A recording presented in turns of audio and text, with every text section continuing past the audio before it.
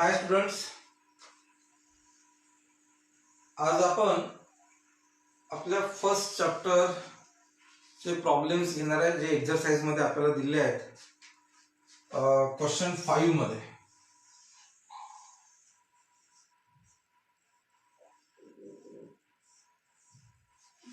Exercise question number 5 मध्ये जे problems दिलेले आहेत आपल्याला ते सॉल्व्ह करायचे आहेत. या चॅप्टर मधला लास्ट टॉपिक राहिला वेटलेसनेस इन सॅटेलाइट. तो तुम्ही यूट्यूब वरती पाहून घ्या. आज मी त्याचा व्हिडिओ टाकेल यूट्यूब वर. आज आपण हे प्रॉब्लेम घेऊ, त्यानंतर आपण एक्सरसाइज सॉल्व्ह करू. एक्सरसाइज मी सॉल्व्ह करून देईल वाटल्यास यूट्यूब वरती, आणि हा चॅप्टर इथे संपतो. यानंतर आपण ही बॅच जी आहे ती JEE नीट मोकलकर या फेसबुक अकाउंट वरती पाठवणार आहे. त्यामुळे ज्यांची फ्रेंड रिक्वेस्ट असणार आहे त्यांनाच फक्त हे दिसणार आहे. तर ज्यांनी अजूनही पाठवले नसेल आणि ऍडमिशन झालेली आहे, ज्यांचे ऍडमिशन झालेले आहेत त्यांनी याच्यावरती फ्रेंड रिक्वेस्ट पाठवा. आणि आज नोटीस लक्षात ठेवा की उद्यापासून आपण या फेसबुक अकाउंट वरती आपलं लाईव्ह टेलिकास्ट चालू ठेवणार आहे. मी पुन्हा बॅचेसची संख्या पण वाढवतो आहे आणि काही जे व्हिडिओज आहेत ते यूट्यूबवर टाकतो. तर तुम्ही कॉमेंट बॉक्समध्ये तुमचे रोल नंबर टाईप करून द्या जे प्रेझेंट आहेत.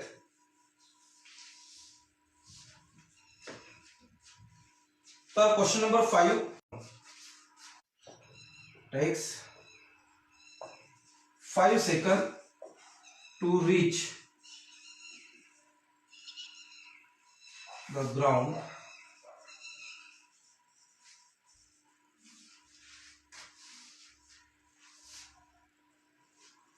from a height of 5 meters on a planet. From height of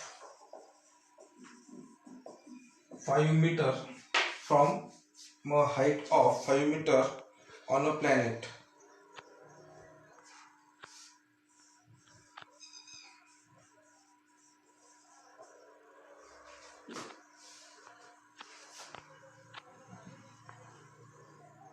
What is the value of G on the planet? What is the value of G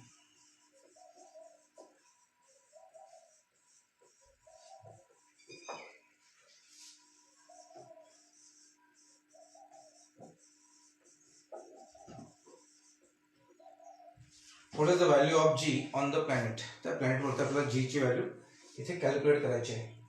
आता given काय, an object takes 5 seconds to reach the ground. आपण वरून ती object ठेवली 5 second.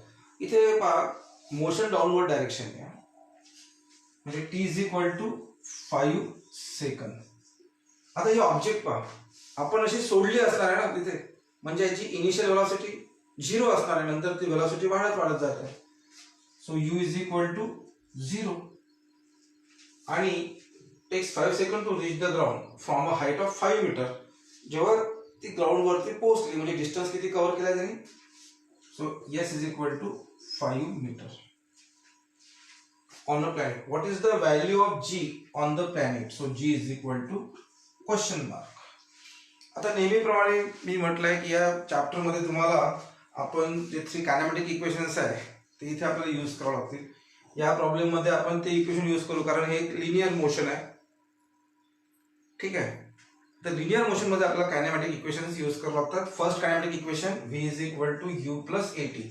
पहिले तुम्ही rough मध्ये लिहून पाहायचं पेन्सिलने वगैरे की कुठलं इक्वेशन वापरायचं आहे तुम्हाला ठरवण्याकरता. s is equal to ut plus half at square. आता इथे a is equal to g येणार आहे. g म्हटलं तर चालेल, a म्हटलं तरी चालेल, काही प्रॉब्लेम नाही. आणि v square is equal to u square plus twice gs. as म्हणजे आता इथे gs झालं. मग आपल्याला u दिलेला आहे, इथे SI t दिलेला आहे. g काढायचा आहे. हे इक्वेशन आपण यूज करू शकतो का? कारण व्ही दिलाय का इथे? नाही, व्ही दिलेला नाही आहे. टी आहे, यू आहे, जी नाही आहे. याच्यामध्ये पहा यू आहे आपल्याला गिवन, टी पण गिवन आहे, एस गिवन आहे, जी ची व्हॅल्यू माहित आहे नाही, हे काढायचे आपल्याला, आणि टी गिवन आहे. म्हणजे यामध्ये सर्व दिलेलं आहे, तर आपण हे यूज करू शकणार सेकंड कायनेमॅटिक इक्वेशन. मी तुम्हाला कसं विचार करायचा ते सांगतोय. विचार तुम्हाला पहिले 3 इक्वेशन लिहूनच करावं लागणार आहे. याच्यामध्ये ही व्ही माहिती नाही आपल्याला, त्याच्यामुळे आपण हे वापरणार नाही, डायरेक्ट आपण हे इक्वेशन वापरू. So using second kinematic equation of motion.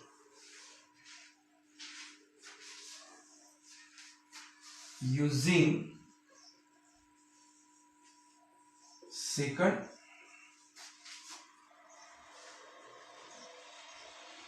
kinematic equation. Using second kinematic equation. ठीक आहे. मग काय सेकंड कायनेमॅटिक इक्वेशन? पण जे नोटबुक आणि पेन घेऊन बसले असतील त्यांनी एक स्टेप माझ्या समोरची करून ठेवायची, रफ मध्ये करा सध्या. ती बरोबर आहे का तर पहा. जेव्हा मी लिहितो त्यानंतर ते चेक करून बघा. ज्यांनी नोटबुक वगैरे घेतलं नसेल उठू नका, त्यांनी मागवून घ्या नोटबुक आणि पेन. रफ मध्ये करा, फेअर मध्ये नंतर तुम्ही कराल ते. Using second kinematic equation, S is equal to ut plus half gt square. मग व्हॅल्यूज ठेवायची आपल्याला. एस ची value 5, u 0, t 5, 0 into 5 plus half g, t ची व्हॅल्यू आहे 5 म्हणजे 5 चा स्क्वेअर येईल इथे. ठीक आहे. हे प्लस ही एक टर्म आहे, तर हे मल्टिप्लिकेशन किती येईल? 0 into 5 0. So 5 is equal to हे 0 आलं, हाफ जी 5 स्क्वेअर 25. ठीक आहे. मग याला आपण सॉल्व करू पुढे. हे 2 ला इकडे आणलं मी 10, इथे जागा आहे दिसते इथे तुम्हाला. 2 ला आपण इकडे आणलं 10 होईल, म्हणजे 10 इज इक्वल टू 25g. आता याला आपण आपला व्हेरिएबल त्या साईडला आलेला आहे म्हणून आपण काय करू, साईडला आपण एक्सचेंज करू. राईट हँड साईडला आपण लेफ्ट मध्ये लिहू आणि लेफ्टला राईट मध्ये लिहू, म्हणजे आपल्याला सोपी जाण्याकरता येते. So 25g is equal to 10. So g is equal to 10 upon 25. 5 2 जा 10, 5 5 जा, म्हणजे g इज इक्वल टू 5 0 जा 0, 20, 5 4 जा 20. g इज इक्वल टू 0.4 आणि g ची व्हॅल्यू काय असणार आहे? 0.4 आणि युनिट काय असणार आहे? Metre per second square. हे झालं आपलं फायनल आन्सर. तुम्ही खाली ते वर्ड्स मध्ये लिहायचं आहे. पण जी ची व्हॅल्यू पॉझिटिव्ह आलेली आहे कारण हे मोशन डाऊनवर्ड आहे, आणि जी पण कसं असतं, acceleration due to gravity is always in the downward direction. ठीक आहे. पहा मग एक ऑब्जेक्ट आपण, an object takes 5 seconds to reach the ground from height of 5 meter on a planet. What is the value of g on the planet? जे given आहे आपण ते लिहिलं, आणि मग जे आपल्याकडे 3 कायनेमॅटिक इक्वेशन्स आहेत ते आपण रफ मध्ये लिहून पाहिले, आणि आपण ठरवलं मग की कुठलं इक्वेशन आपल्याला इथे यूज करावं लागेल. तर सेकंड इक्वेशन आपण यूज केलं, त्यात व्हॅल्यूज ठेवल्या, कॅल्क्युलेशन्स केले. ए प्रॉब्लेम. आता यानंतर करू आपण बी प्रॉब्लेम. पण युट्यूब वरती मी हा व्हिडिओ टाकून देईन प्रॉब्लेम्सचा. जेव्हा तुम्हाला होमवर्क करायचा आहे आणि कॉमेंट बॉक्समध्ये ते होमवर्क तुम्हाला नंतर दाखवायचं आहे मला, तर युट्यूब वरती हा व्हिडिओ नंतर पाहून घ्या.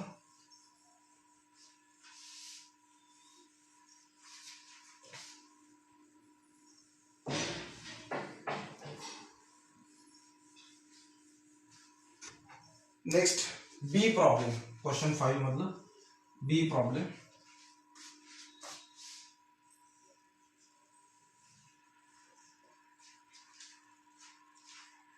The radius of planet A is half the radius of planet B.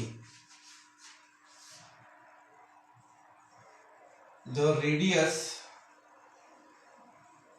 of planet A is half the radius of planet B.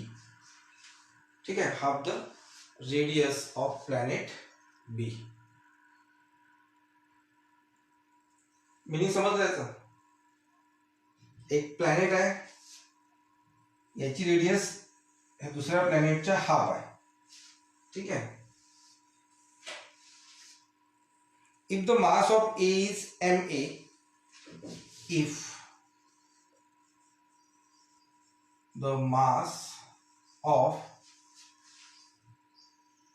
if the mass of A is ma,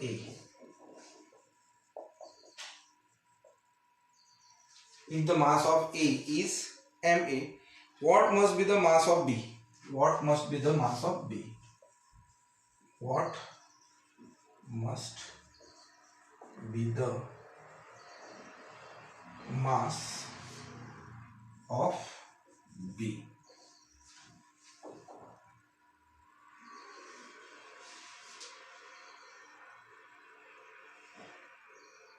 So that the value of G on B is half that of the value on A. So that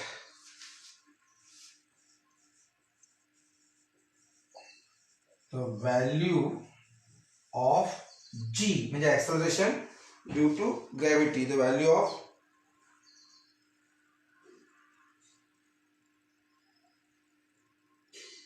what must be the mass of B, what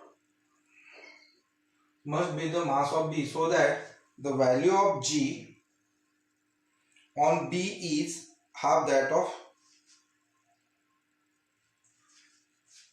on B is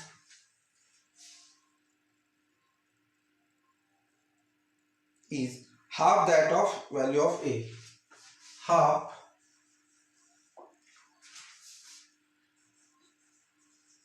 that of value on A. ठीक है, हे problem है. Radius of planet A is half the radius of planet B. If the mass of A, the planet's mass is ma, what must be the mass of B? B चं मास किती असायला पाहिजे? So that the value of G on B is that of value of A.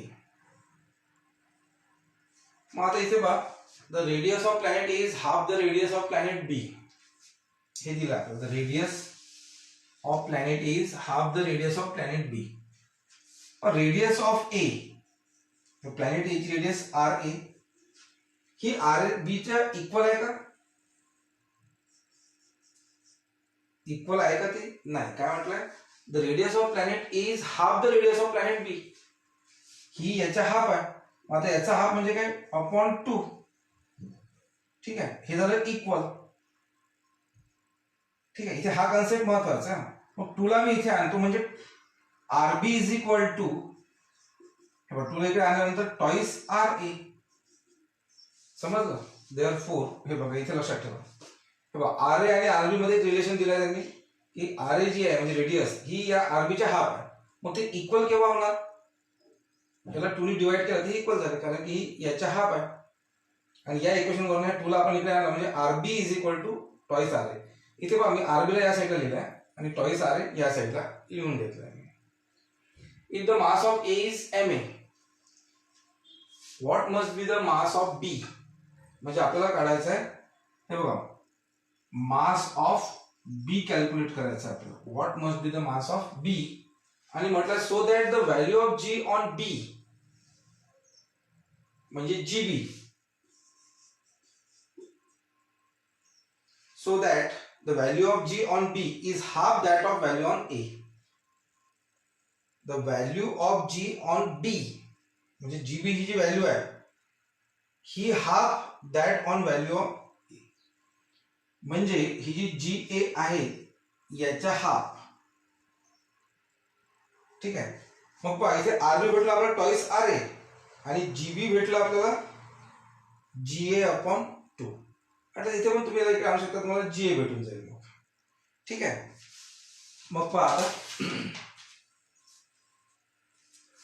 आता यामध्ये तुम्हाला एक लक्षात ठेवायचं आहे की मास आपण शिकलो होतो की मास रिमेन्स कॉन्स्टंट एव्हरीवेअर. म्हणजे या प्लॅनेटवरती दुसऱ्या प्लॅनेटवरती कुठे गेलं तर मास जे आहे हे मात्र सेम राहणार आहे.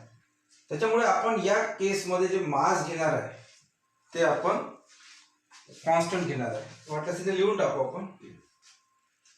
आपल्याला माहिती आहे नाही लिहिलं तरी पण चालते, म्हणून पण तरी मी तुम्हाला लिहून देतो. As mass remains constant,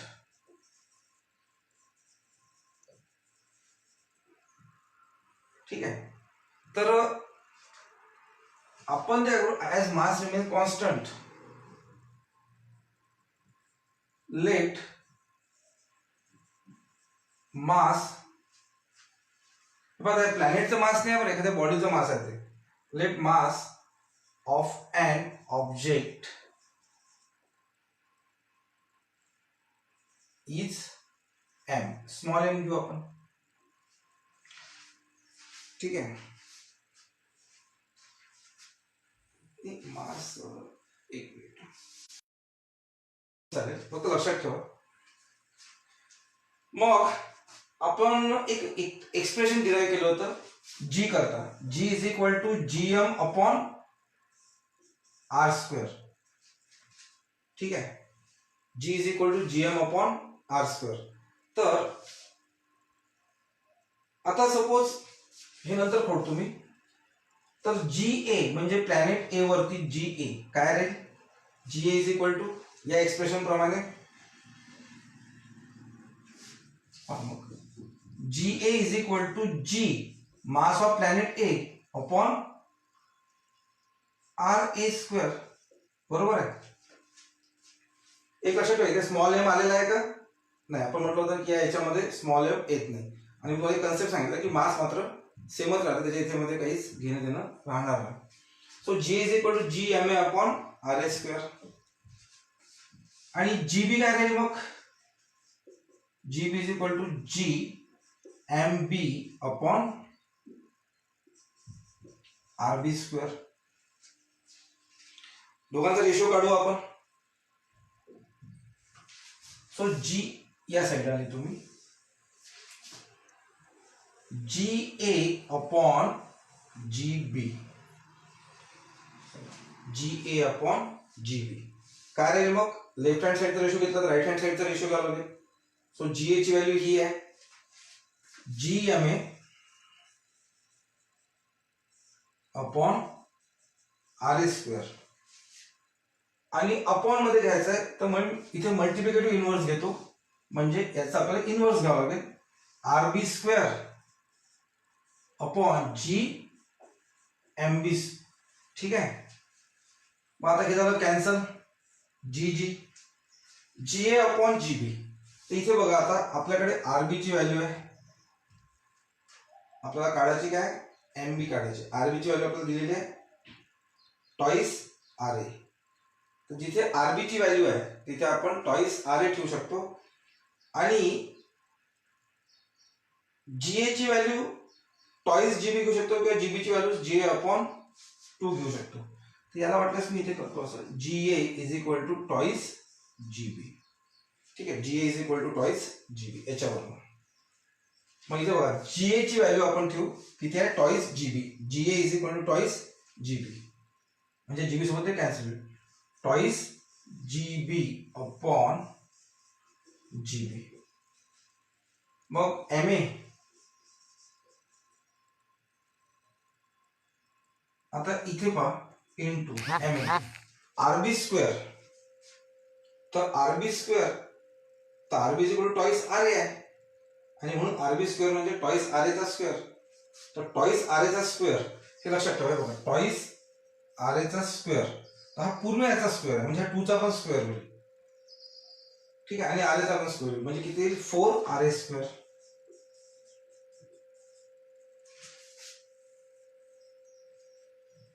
4 R A square.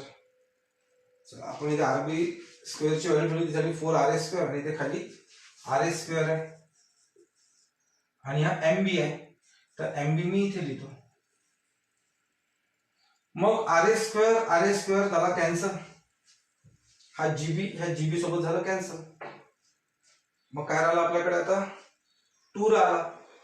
So 2 is equal to हा एम ए आणि हा 4 म्हणजे 4 M A upon M B. M B ला इकडे आणतो मी म्हणजे M B is equal to, आणि 2 ला इकडे आणतो 4 एम ए अपॉन 2. 2 2 जार 4 म्हणजे so M B is equal to twice M A. हे झालं याचा आन्सर. तर आपल्याला जे एम बी फाइंड आउट करायला सांगितलं आहे ते किती आहे ट्वाइस एम ए. जर त्या mass of that planet B हे जर का ट्वाइस एम ए असणार म्हणजे ए प्लॅनेटच्या डबल असेल तर तिथे त्यांनी म्हटल्याप्रमाणे त्याची जी ची व्हॅल्यू राहिली. ठीक आहे, तर हे प्रॉब्लेम थोडं रिव्हर्स करून वगैरे व्यवस्थित पाहाल, स्वतः करून पाहाल पुन्हा, आणि मग याच्यातले कन्सेप्ट तुम्हाला समजून घेतले जाईल. पुन्हा थोडक्यात सांगतो मी समजून. The radius of planet A is half the radius of planet B. आणि म्हणून आपण काय म्हटलंय की R A is equal to R B upon 2. Radius of planet A म्हणजे R A is half planet B.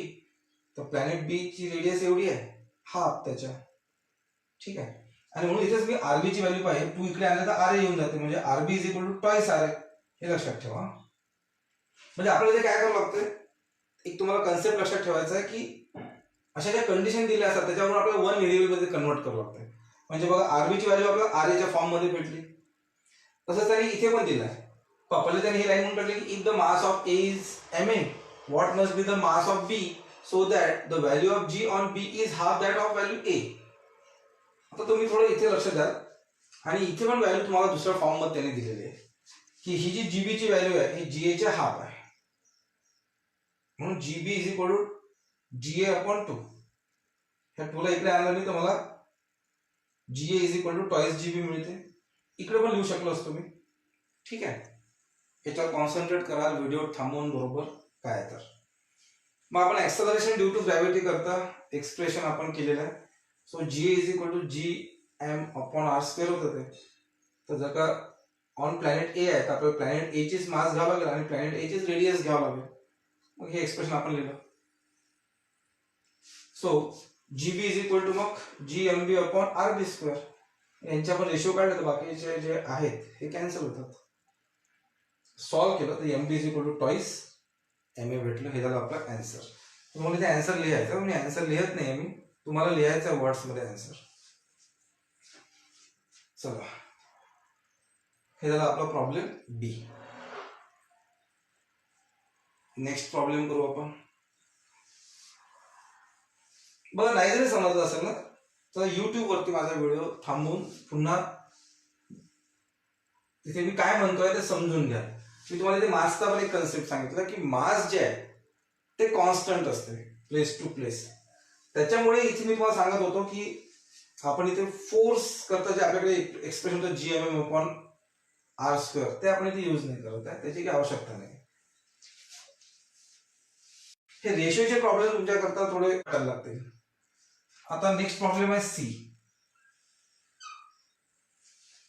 C problem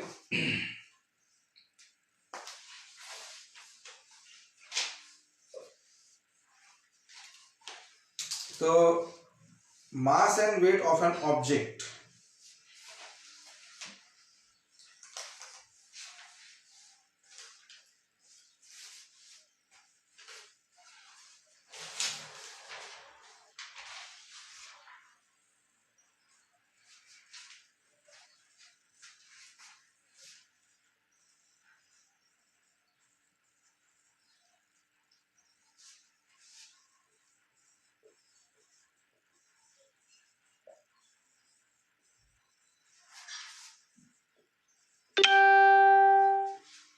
the mass and weight of an object on earth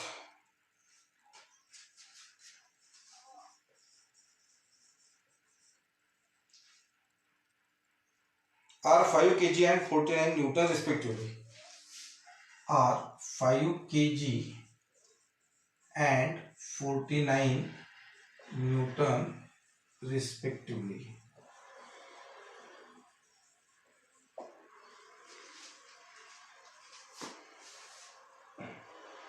What will be their values on the moon? What will be their values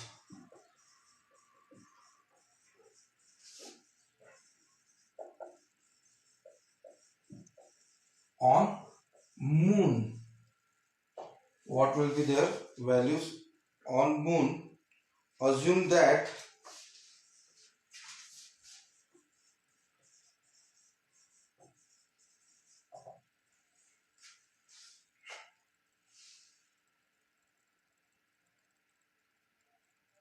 the acceleration due to gravity on the moon, the acceleration due to gravity on moon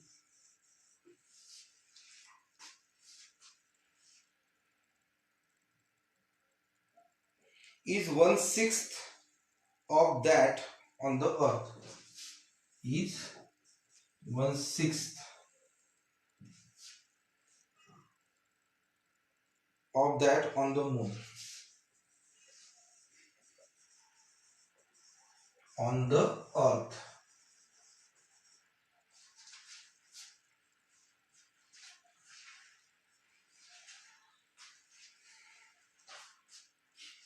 The mass and weight of the object on earth are 5 kg and 49 Newton. म्हणजे mass 5 kg earth वरती, mass on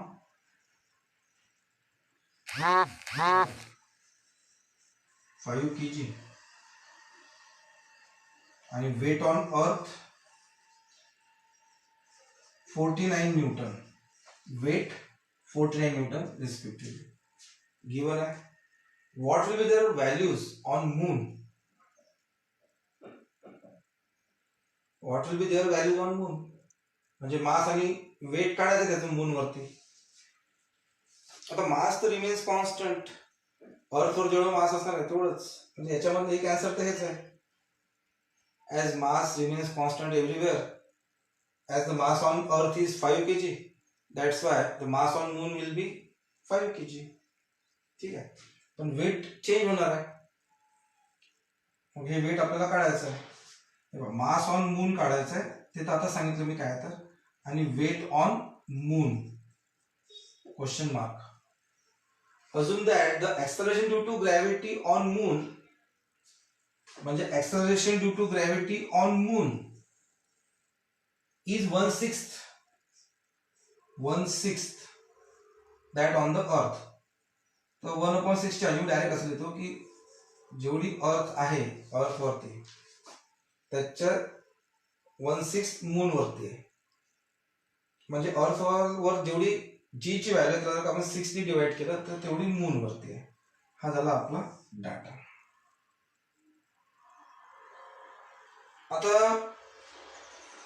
हे बघा 1 नंबरचा आपण solve करू. आपल्याला हे विचारलंय त्यांनी 1 आणि याला मी 2 म्हणतो. त्यातला 1 सॉल्व्ह करू. As mass remains constant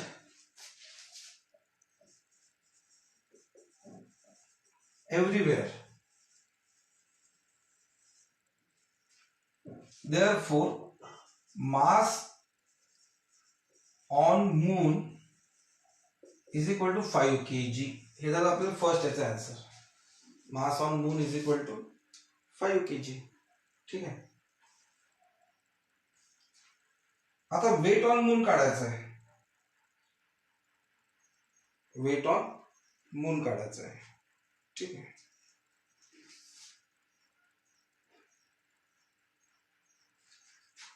second इथेच लिहितो.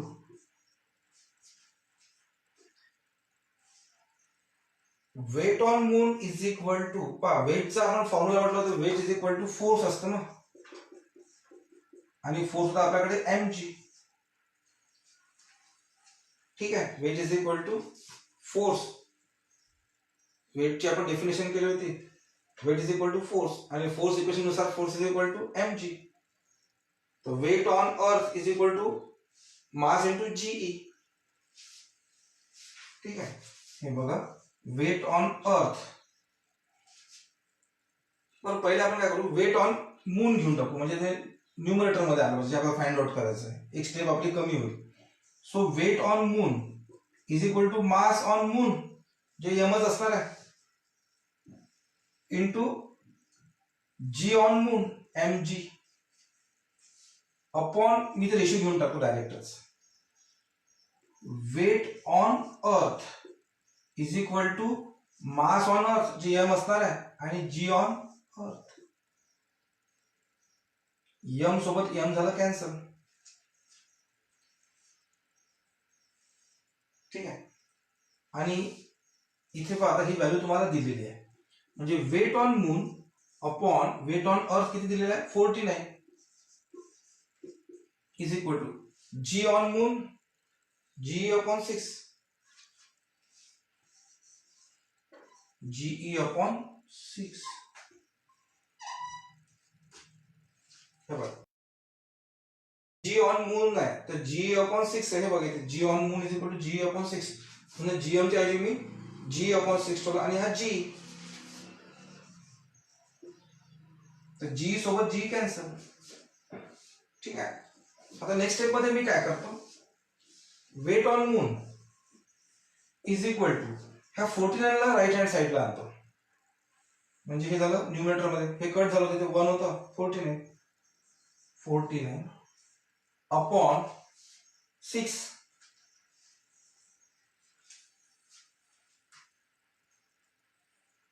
ठीक आहे, बस आता वेट ऑन मून आपल्याला काढायचं आहे, सॉल्व करू आपण. 6 7 जा 42, 6 7 जा 42, 6 7 जा 42 कशाला, 6 8 जा 48 पण होते ना, 6 8 जा 48, नंतर पॉइंट 1 राहिला, पॉइंट दिला, 0 घेतला, 6 1 जा 6 4, आपण अजून एक 0 घेतला, 6 6 जा 36, पुन्हा 4, पुन्हा 0 घेतला 6, म्हणजे रिकरिंग येणार आहे ना, 6 आले तर रिकरिंग आहे. आपला अप टू 2 डिजिट लिहायचं आहे, तर 8.1, तर अप टू फक्त 2 डिजिट लिहायचं आहे, इकडे मोर दॅन 5 आहे, म्हणून हा आपण 6 च्या ऐवजी काय करतो 7. सो weight on moon is equal to 8.7, आणि वेटचे युनिट काय आपल्याकडे न्यूटन.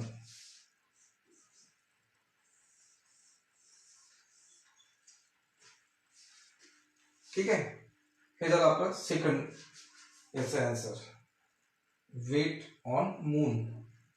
मास ऑन मून काढायचं होतं आपल्याला, तर आपण सांगितलं की mass remains constant everywhere, therefore mass on moon is 5 kg. हे झालं आन्सर आपल्याला. तर तुम्हाला वर्ड्स मध्ये लिहायचं आहे बरोबर, आन्सर 1, आणि लिहायचं mass on moon is equal to 5 kg, आणि weight on moon is equal to 8.17 newton. ठीक आहे,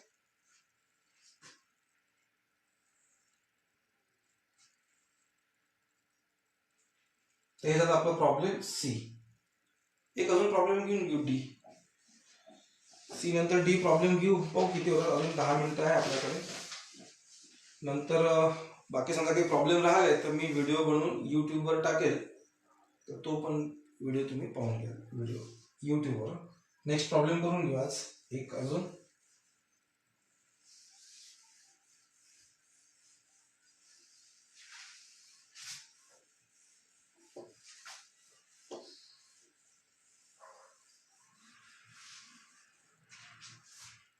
Question 5D.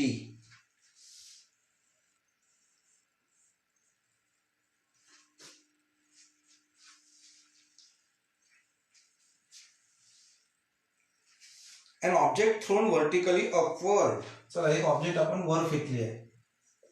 An object thrown vertically upward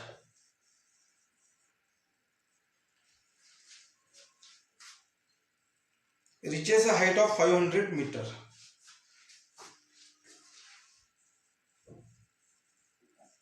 Reaches a height of 500 Newton.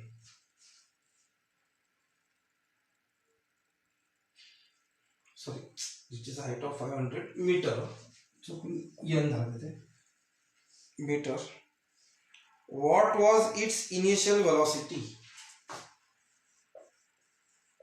What was its initial velocity? Its initial velocity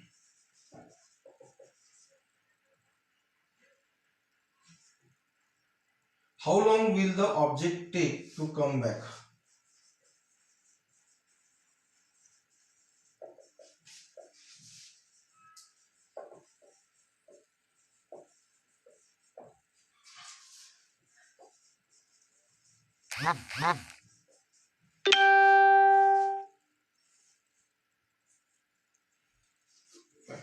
To the earth.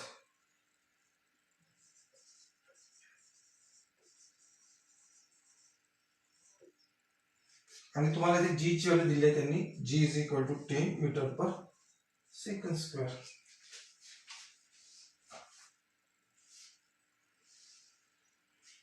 An object thrown vertically upward reaches a height of 500 meter. Object thrown vertically upward. इथे पहा motion upward direction ने तर पहिले किती होती त्याची velocity?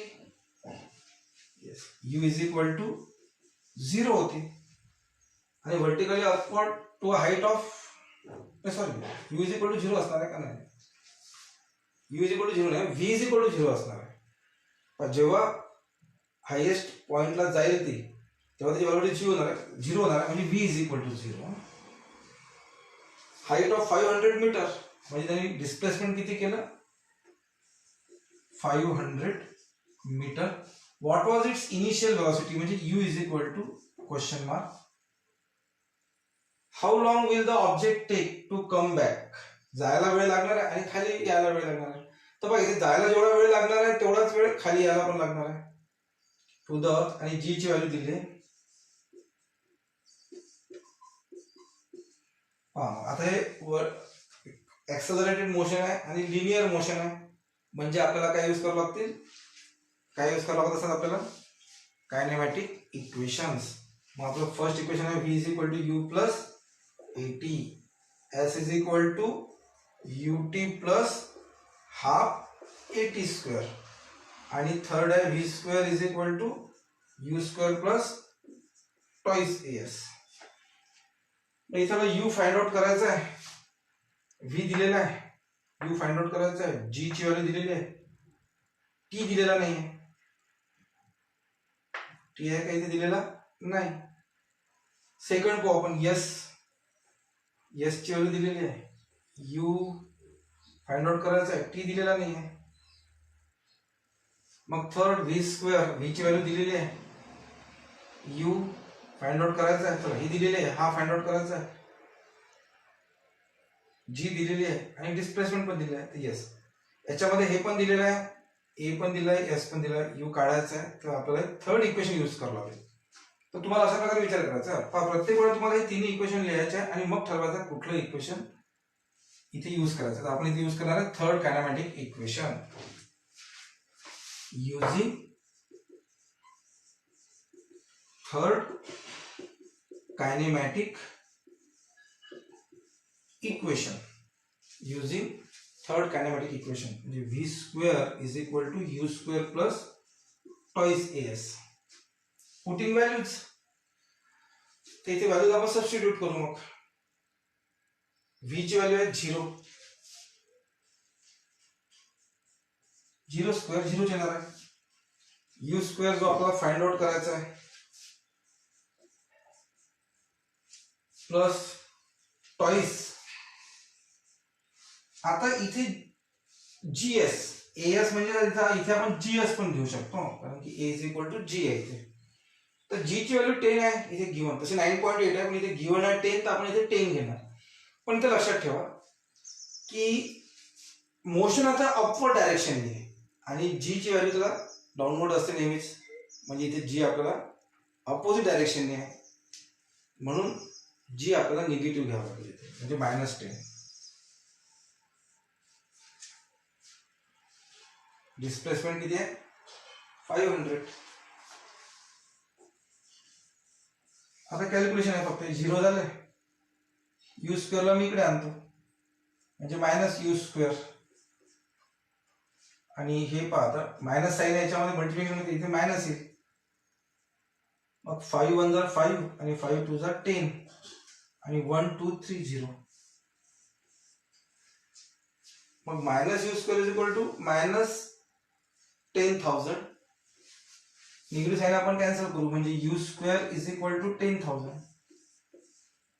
You square is equal to 10,000. So U ची value taking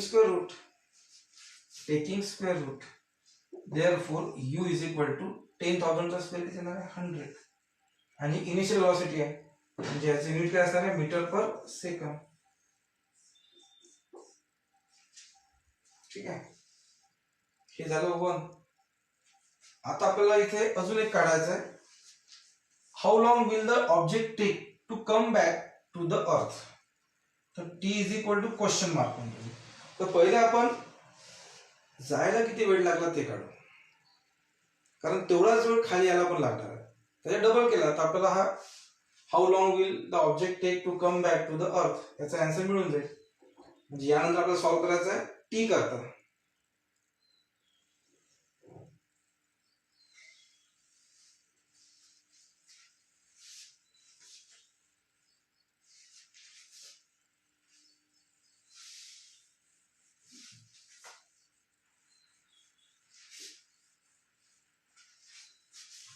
मग टी करता आपल्याला काढायचं आहे तर आता आपण बघा ही व्हॅल्यू काढली आहे बरं. ही आली आपली 100 मीटर पर सेकंड. ठीक आहे, आता आपल्याकडे पुन्हा v is equal to u plus 80 first kinematic equation. Second आहे s is equal to ut plus half 80 square आणि v square is equal to you square plus twice as. मग t काढायचं आहे. v आहे का आपल्याकडे यस, u आहे का यस, a आहे का यस. म्हणजे फर्स्टच आपण यूज केला आपल्याला टी ची व्हॅल्यू मिळून जाईल. म्हणजे आपण म्हणू इथे using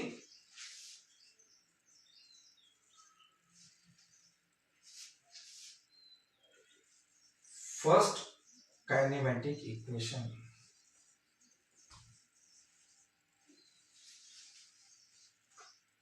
v0 u 100 plus G ची व्हॅल्यू किती आहे 10. ती घ्यावं लागणार आपल्याला -10. का बरं अपवर्ड डायरेक्शननी मोशन आहे आणि G is always in the downward direction आणि टी आपल्याला फाइंड आउट करायचं आहे. याला मी इकडे नेतो म्हणजे -100 is equal to -10t. Minus minus cancel, minus minus cancel म्हणजे 100 इज इक्वल टू 10t. तो t इज इक्वल टू